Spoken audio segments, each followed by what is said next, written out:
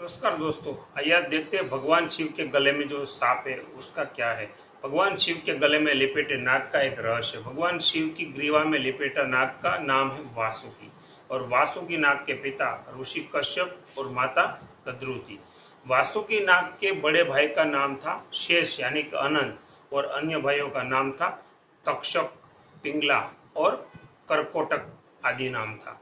शेषनाग विष्णु के सेवक तो वासुकी शिव के सेवक बने। वासुकी भगवान शिव के परम भक्त थे। वासुकी की भक्ति से प्रसन्न होकर भगवान शिव ने उन्हें अपने गणों में सम्मानित किया और उसके गण में रखा।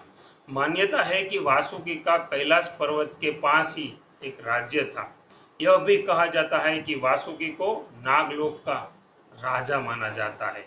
भगवान शिव के गले में जो वासुकी रहते हैं उसको नागलोक का है उसका महाराजा माना जाता है। भगवान शिव के साथ ही वासुकी नाग की जो गले में है उसकी भी पूजा होती है। हम देखते हैं ना कभी कि नाग अगर भगवान शिव के गले में तो हम दर्शन करते हैं और प्रसन्न होकर हम नमन करते हैं, और अगर कहीं खेत में कहीं निकले तो लोग मारने लगते हैं। इसलिए वासुकी नाग की भगवान शिव के साथ में ही पूजा होती है और इसलिए नाग पंचमी पर शेषनाग के बाद वासुकी नाग की पूजा करना भी अपने शास्त्रों के अनुसार आवश्यक है।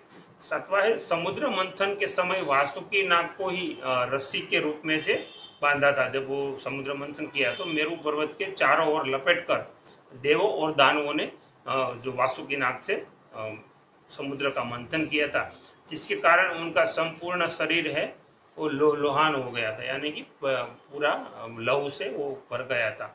माना जाता है कि वासुकी के कारण ही नाग के जातीय लोगों ने ही सर्वप्रथम शिवलिंग की पूजा का प्रचलन शुरू किया है और वासुकी ने ही कुंती पुत्र भीम को 10,000 हाथियों का बल दिया था। भगवान शिव की गले में लपेटे नाग है उसके रहस्य। भगवान शिव की ग्रीवा में लपेटे नाग का नाम वासुकी और वासुकी के पिता ऋषि कश्यप, यानी कि इस तरह वासुकी नाग की जो भगवान शिव के गले में है उसका ये पूरा रहस्य और उसकी ये पूरी कहानी है। तो दोस्तों, ये कहानी आपने पहले कभी सुनी थी या नहीं सुनी थी, और दूसरा आपने सुनी है तो आपको कैसी लगी वो हमें ज़रूर बताइए। और आप हमारी सोशल मीडिया साइट से राजेश सोरडिया उसको फॉलो कीजिए ताकि हम ऐसी ही कहानियाँ आपको तक पहुँचाते रहिए।